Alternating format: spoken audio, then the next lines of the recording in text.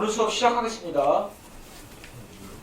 오늘 수업은 7장에 나갈 거고 책으로는 120페이지입니다.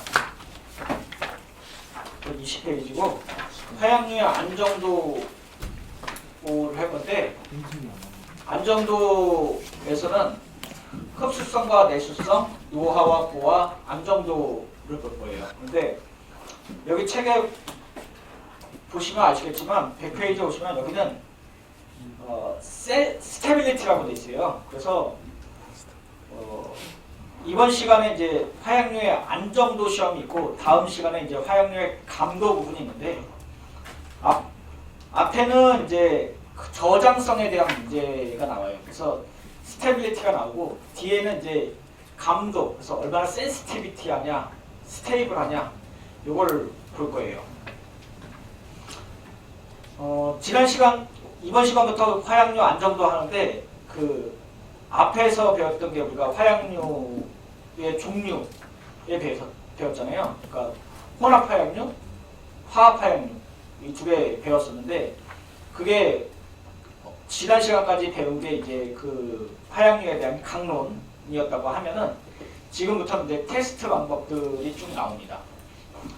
화약류는 잘 아시겠지만 그 혼합 화약류나 화합 화약류나 화약류의 종류가 달라요. 그래서 기능기가 어떤 걸 갖고 있느냐, 또는 제조를 어떻게 했느냐, 또는 첨가물을 무엇을 했느냐에 따라서 성질이 달라져요. 화학적 성질도 달라지고 물리적 성질도 달라집니다.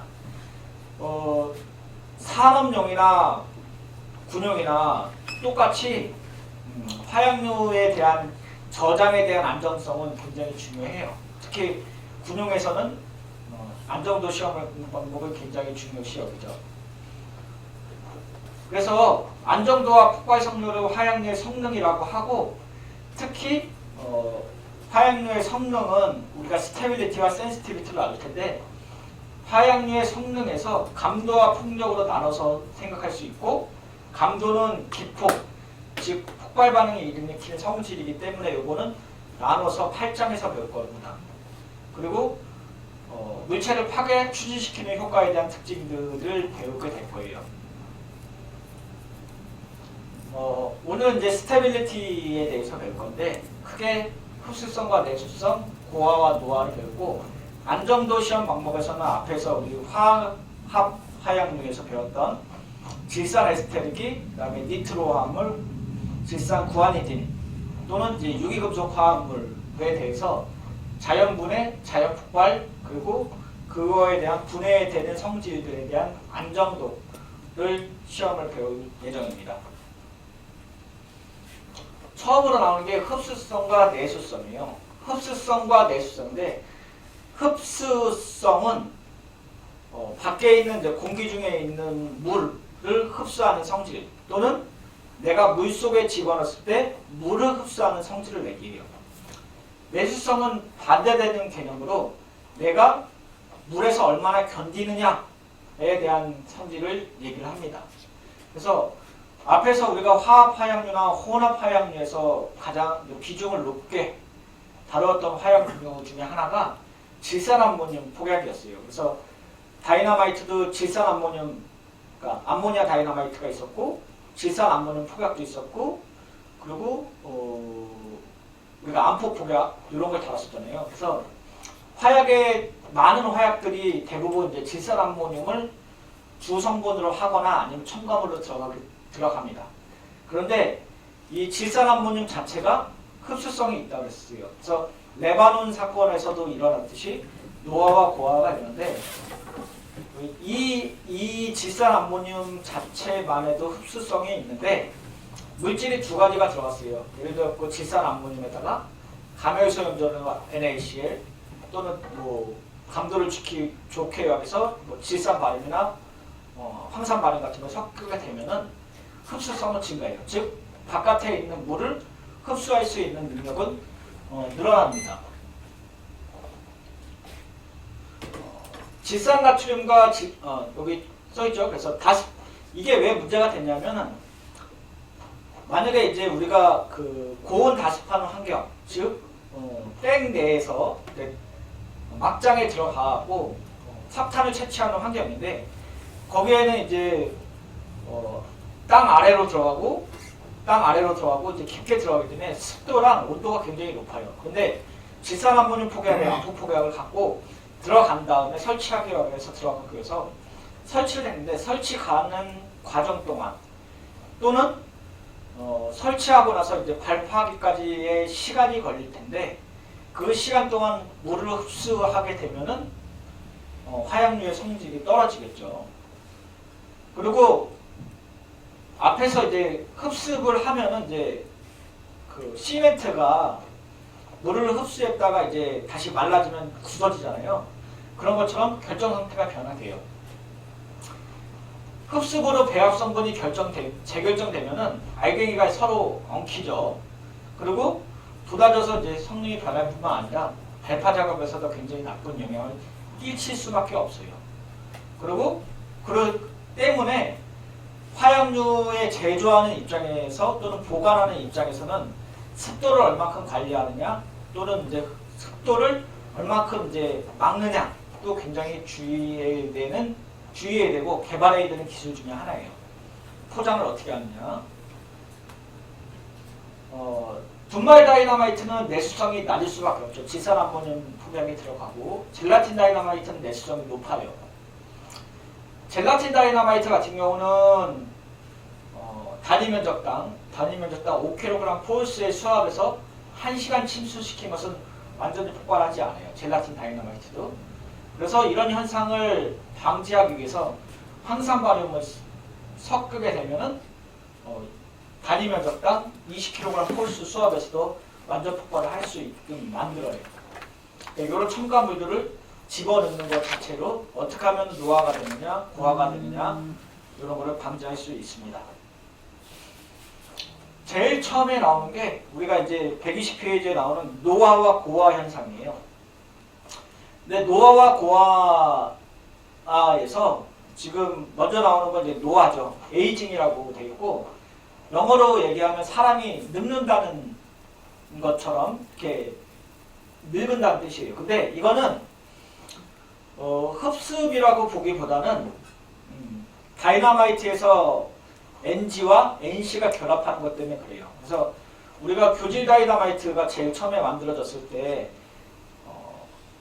NC가 NG에 들어가면서 다이너마이트 껌이 만들어지잖아요. 그렇게 교질 상태로 되는데 다이너마이트를 만약에 NG와 NC를 섞어 넣고 교질 상태로 만들어 놨는데 얘가 콜로이드화가 진행이 되면서 내부의 기포가 없어져 버려요.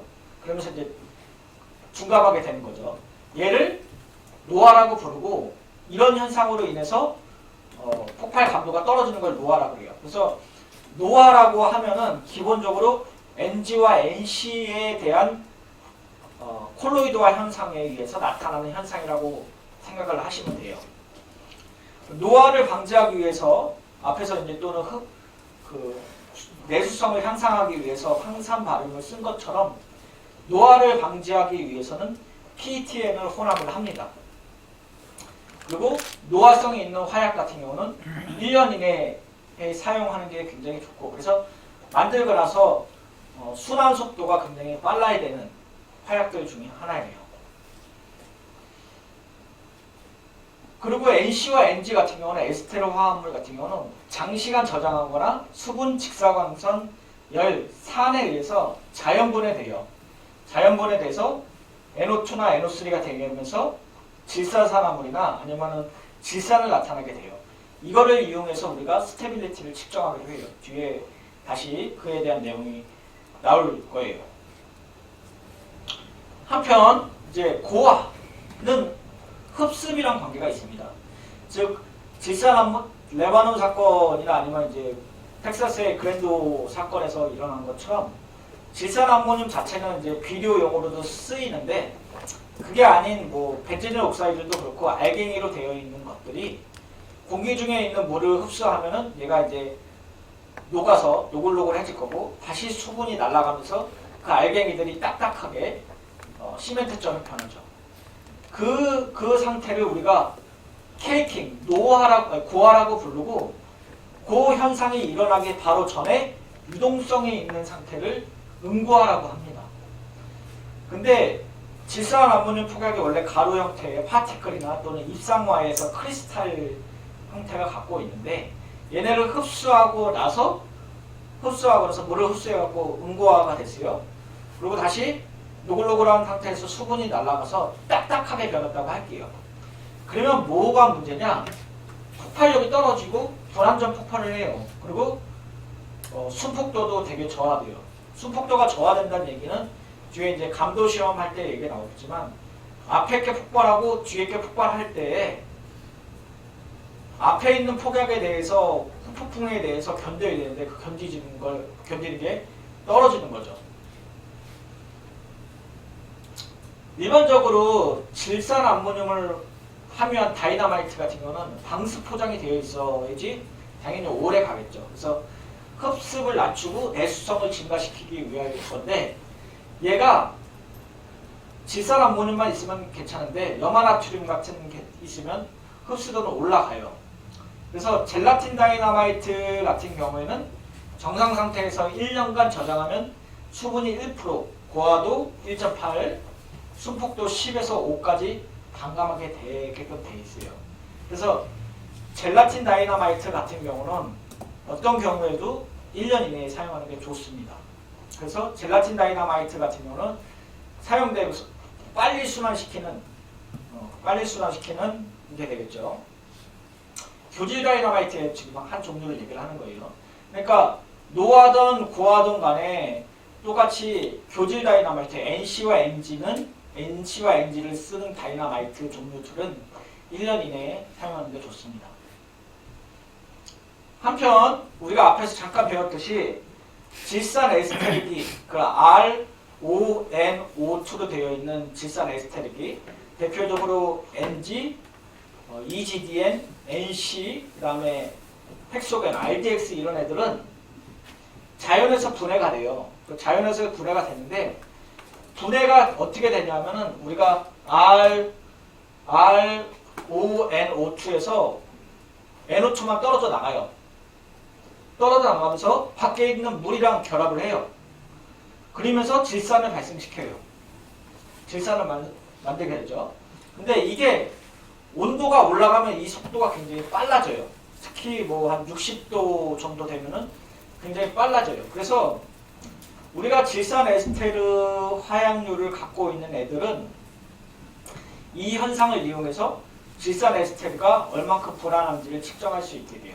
만약에 이제 HNO3가 가장 뒤에서 설명하겠지만 HNO3 산이니까 간단하게는 리트머스 시험지 같은 걸로 할 수 있겠죠. 그래서 파란색 리트머스 시험지를 갖고 화약류 위에다 올려놨을 때 색깔이 변하면 얘가 많이 반응된다고 일으킬 수 있겠죠. 그런데 이 상태에서 만약에 금속가루를 배합을 했다고 할게요. 어떤 자선 폭약이나 아니면 예감도를 높이기 위해서 알루미늄을 넣었다고 하면은 질산 에스테르가 분해가 되고 물이랑 결합을 했어요. 그 상태에서 산이 만들었어요. 근데 이 산이 위로 날아가면 그나마 괜찮은데 그 폭약 안에 있는 금속 파티클들과 결합을 하면은 열이 발생돼요. 많은 열이 발생돼요. 그래서 자연적으로 발화 현상이 일어나고 얘네들을 자연 폭발로 이루어지게끔 할 수 있어요. 그래서 질산 에스테르가 분해하면서도 발생을 하는 열도 있겠지만 질산 에스테르가 발생을 하고 분해가 돼서 NO2가 발생이 되고 그게 다시 물이랑 반응하면서 질산을 발생하고 그 질산이 금속이랑 반응하면서 발생하는 생성열 또는 용해열이 축적되면서 반응이 계속 진행이 되면 온도가 올라갈 거고 이에 의해서 화약류가 발화점 이상으로 가열되게 됩니다. 우리가 이제 스테빌리티 테스트를 할 텐데 이제 배울 텐데 여기서 말하는 이제 화약류 안정도 시험 방법은 여러 가지 방법들이 있을 거예요. 그런데 지금 소개해드리는 방법은 충포, 도금, 화약류 등의 안전관리에 대한 법률에 나와 있는 방법들을 소개해드리려고 해요. 그러니까 지금 결국은 얘네들도 화학 물질이잖아요. 케미칼 물질이라고요. 그러면 이화학 분석에서 정밀한 계측기를 사용하는 방법들이 있을 거잖아요. 뭐 UV나 IR이나 아니면 MES나 이런 걸 사용하실 텐데 화약류 여기서 안정도 시험 방법에서 나오는 시험 방법들은 계측기를 이용한 시험 방법들은 아니에요. 현장에서 또는 현장에서 보는 탄약 보관 저장소나 아니면 화약류를 다루고 있는 곳에서 안정도 시험 방법을 계측기가 없는 간단하게 시험할 수 있는 방법들 중에 하나입니다. 그래서 화약류 안정도 시험 방법을 관찰을 하려면은 계측기로 이용을 해서 거기에 나오는 화약류에 이제 발생되는 가스나 아니면 그 화약 안에 이제 분자 상태의 모형 또는 분자 상태의 무게 또 빛의 감도, 전기적 감도로 얘기를 할 수 있을 텐데 여기서 말하는 안정도 시험 방법은 분해 가스에 의해서 특별한 시험지, 리트머스 시험지예요. 리트머스 시험지에 대해서 변색을 하거나 아니면은 발생되는 가스가 일어나기까지의 시간의 타임을 재거나 아니면 발생하고 나서의 가스 압력 부피를 재거나 아니면 시료의 감량 또는 온도 상승 등을 측정을 하게 됩니다. 불안정해서. 근데 안정도를 시험해야 되는 화약류가 크게 두 가지로 나눌 수 있어요. 앞에서 이제 혼합 화약류 말고 화합 화약류가 결국은 언스테이블 해갖고 얘가 온도나 아니면은 뭐 습기에 의해서 자연분해가 될 텐데 불안한 거는 크게 두 가지예요. 하나는 질산 에스테르기가 있는 거고 또 하나는 니트르기나 유기금속 화합물이에요. 둘 다 불안정해요. 그런데 질산 에스테르 및 그 성분이 들어가 있는 화약 또는 폭약으로서 제조일자가 1년이 중요합니다. 1년이 지난 것과 제조일이 불분명한 것 또는 질산 에스테르 성분이 들어있지 아니한 폭약으로 3년이 경과된 것과 제조일이 불분명한 거예요. 근데 여기서 보면은 질산 에스테르가 들어간 거는 1년으로 되어 있고 질산 에스테르가 들어가 있지 않은 거는 3년이라고 되어 있었어요. 그리고 우리가 예상을 하듯이 화약류에서 질산 에스테르기와 니트로기 중에서 당연히 질산 에스테르기가 그러니까 자연 분해가 조금 더 빨리 일어나거나 그래서 스테빌리티가 조금 더 떨어지거나 라는 것을 예상을 할 수 있는 부분입니다. 화약류 안정 시험 방법에서 질산 에스테르 및 이를 함유한 화약 또는 폭약으로서 제조일이 1년 경과된 것은 유리산 시험과 내열 시험법을 거치고 질산 에스테르 및 이를 함유한 화약 또는 폭약으로서 제조일이 2년 경과된 것은 소지하게 될 때와 그때부터 3개월마다 내열 시험을 하게끔 돼 있어요. 질산 에스테르를 포함하지 않는 폭약으로 3년이 경과된 것 같은 경우는 소지하게 된 때와 그때부터 매년 유리산 시험을 하게끔 돼 있는데 유리산 시험과 내열 시험 방법은 뒤에 하는 방법이 나와요.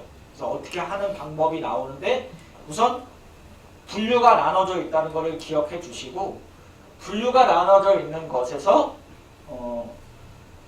질산 에스테르를 함유한 것과 질산 에스테르를 함유하지 않는 것으로 두 개로 나눠서 생각하시고 질산 에스테르를 함유한 것은 1년, 질산 에스테르를 사용하지 않는 건 3년 그리고 제조일이 1년 지난 거는 유리산과 내열 2년이 지난 거는 내열 시험만 유리산 시험 아니에요.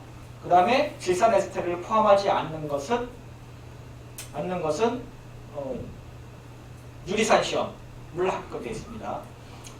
화약의 제조일로부터 나누는 거죠. 만약에 수입업자다.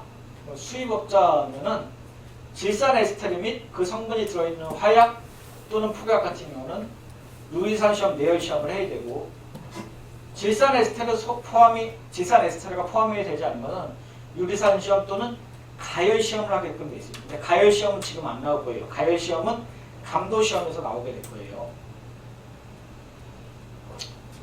표본 추출 방법이 있어요. 그래서 예를 들어갖고 탄이라고 할게요. 그럼 탄 박스가 하나, 둘, 셋, 네 개가 있어요. 근데 한 박스에 25발씩 들어가 있다고 할게요. 100발이죠. 100발을 표본 추출을 한다고 하면은 사람마다 다르겠죠. 나는 전수검사를 할 거야. 그래서 박스에 있는 걸 다 뜯어봐. 100개를 다 봐. 이럴 수 있죠. 그쵸? 근데 옆에 있는 분은 아니야. 나는 내 맘대로 할 거야. 그래서 네 중에 아무거나 하나만 한 박스만 꺼내갖고 몇 개만 봅시다. 이럴 수도 있죠. 또는 야 그렇게 하면 많이 되냐? 분기마다 말해서 한 25발당 아니 10발당 한 발씩 보자 이렇게 할 수 있겠죠. 그러니까 세 가지 방법이죠. 다 봐. 랜덤하게 봐. 아니면은 주기마다 봐. 이렇게 하잖아요. 근데 그거를 여기서 정해놨어요. 그래서 폭약의 박스가 있을 때 만약에 우리가 잘 알고 있는 로트 번호, 제조소, 제조일, 종류가 동일한 화약 같은 경우는 전수조사 할 필요 없잖아요. 다 로트 번호 있으니까 폭약으로 2년 경과되지 않는 것에서는 25상자마다 한 상자씩 꺼내갖고 보라는 얘기예요. 그리고 만약에 이제 2년이 경과한 것마다 그러니까 제조 동일한 화약 또는 폭약으로서 경과되지 않은 것은 2년만이고 경과된 것은 10상자마다 하는 거예요. 그러니까 반으로 줄이되는 거죠. 제조일이 똑같고 동일한 폭약 같은 경우는 25상자마다 만약에 하고 2년이 경과된 거는 10상자마다 그 외의 거는 매 상자마다 하게끔 돼 있어요. 한편 이제 질산 에스테르 성분이 들어있는 화약 또는 폭약 중에서 제조시 유리산 시험용 청색 리트머스 시험지를 야갈, 약효 등과 함께 용기에 넣고 3개월마다 그 청색 리트머스 시험지를 교환하는 경우에는 시험지가 전면으로 전색으로 변할 때까지 내열 시험을 한다고 되어 있습니다. 자, 여기까지 질문. 여기 이제 시험 방법, 내열 시험 방법 알려드리려고 얘기하는 겁니다. 진행할게요. 이게 내열 시험 방법인데 이게 그림이 제가 그린 그림이 아니에요. 이게 법령에 있는 그림을 그대로 갖고 온 거예요. 그래서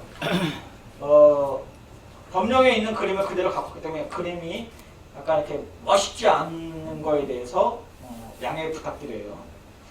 여기 그림을 보면은 내열 시험이고 내열 시험의 그 이름이 아벨 힛 테스트예요. 그래서 우리가 아벨이 앞에서 화약을 개발을 했잖아요. 그 화약을 개발하면서 테스트까지 같이 하는 방법을 개발한 거예요.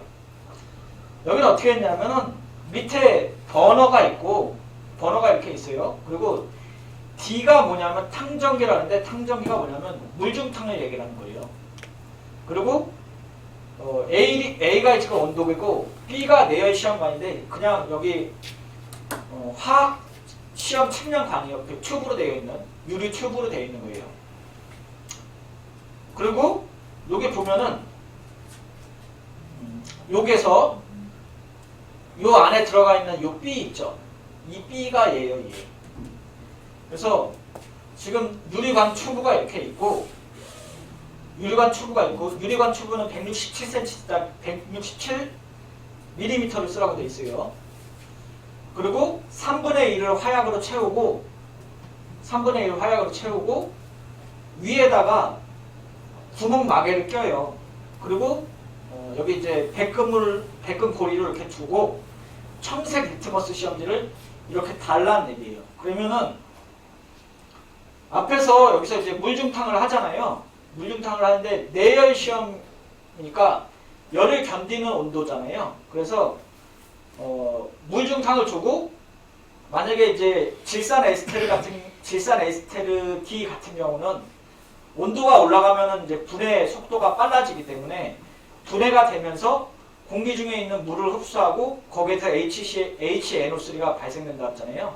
그래서 청색 리트머스 시험지가 변하게끔 되는 거를 내열 시험이라고 그러고 우리가 말하는 아벨 테스트라고도 얘기를 합니다. 그래서 시험 방법을 보게 되면 시험 방법이랑 앞에 거랑 자꾸 왔다 갔다 할게요. 우선 규조토 교질 다이너마이트는 NG 또는 EGDN을 3에서 3.5g 채취를 해요. 샘플링을 한다는 얘기죠. 그리고 아교질 다이너마이트는 3.5g을 채취하고 다이너마이트를 건조할 때는 3.5g을 채취하고 흡수 시 45도씨로 5시간 건조한 다음에 사용해요. 그러니까 샘플링은 지금 3.5g으로 다 통일이 되어 있는 거예요. 그리고 수분을 먼저 날리라고도 되어 있는 것들도 있어요. 그 상태에서 만약에 이제 다이너마이트 샘플 같은 경우는 이제 질산 에스테르가 들어가 있잖아요. 니트로 글리세린이 질산 에스테르죠. 그리고 교질 다이너마이트 같은 경우는 니트로 셀룰로스가 들어가기 때문에 걔도 질산 에스테르예요. 하여간은 놓고 그 상태에서 시험관의 높이를 3분의 1 해당량으로 사용한다고 되어 있어요. 즉, 요 얘기하는 거죠. 유리관 안에 3.5g 채취하고 3.5g을 넣게 되면 요만큼의 높이가 3분의 1 정도 된다는 얘기예요. 자, 그리고 위에 건조한 것을 그 상태로 흡수한 것을 평상 온도계에서 진공 건조를 건조해 2분의 1에 해당된다는 거예요. 그래서 요 정도 쌓아놓고 그 다음에 이 쌓아놓은 샘플에서 반을 채취한다는 얘기죠. 반을 채취해갖고 쓰고 시험 방법은 시료 3.5g을 취하고 중탕 냄비로 물을 채워서 65도씨까지 가열해요. 그 다음 시험관에 시료를 넣고 고무배를 물에 담는다는 거예요. 그러니까 요 앞에서 버너로 물을 65도씨까지 가열한 상태에서 시료관에 여기 시료관에 있는 시료를 3분의 1 넣고 3.5g을 쓰는 거죠. 3.5g을 쓰고 얘를 갖다가 여기다가 꽂아 놓는 거죠. 뚜껑을 닫고 그 뚜껑 밑에는 청색 리트머스 시험지를 넣고 그 상태에서